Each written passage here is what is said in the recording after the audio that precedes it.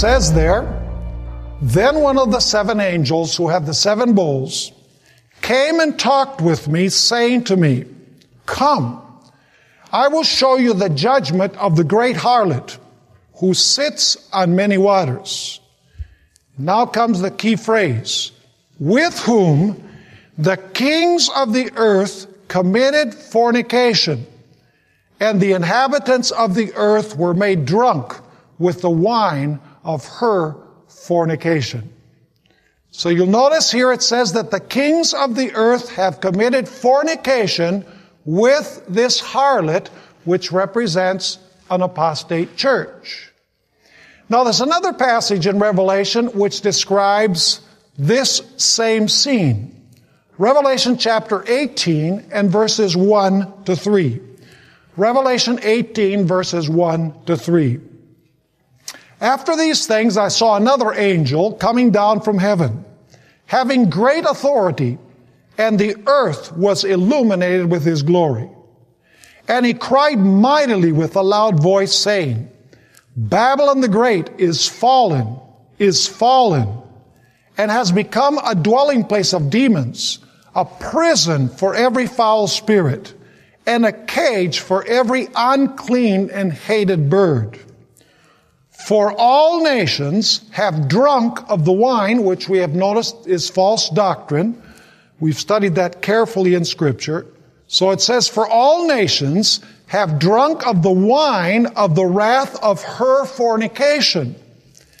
The kings of the earth have committed fornication with her, and the merchants of the earth have become rich through the abundance of her luxury." So basically, in these 2 passages that we began with today, we notice that in the end time, there's going to be a coalition or a union between a harlot church and the kings of the earth. In other words, the church is going to be involved in some manner with the political systems of the world. Now, this would mean then that there are 2 kingdoms, because there's first of all the church represented by the harlot and the civil rulers represented by the kings. Now, I want us to notice in Matthew chapter 22 and verses 15 through 21 that Jesus recognized 2 kingdoms. Matthew chapter 22, verse 15 to 21. It says there, "Then the Pharisees went and plotted how they might entangle him in his talk. And they sent to him their disciples with the Herodians, saying, 'Teacher, we know that you are true, and teach the way of God in truth. Nor do you care about anyone, for you do not regard the person of men.'" In other words, you don't make a difference between one human being and another.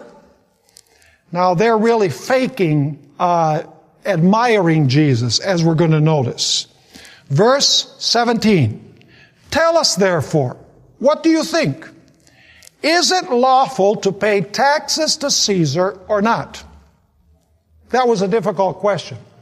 Because if Jesus answered yes, he was in trouble, and if he answered no, he was in trouble as well.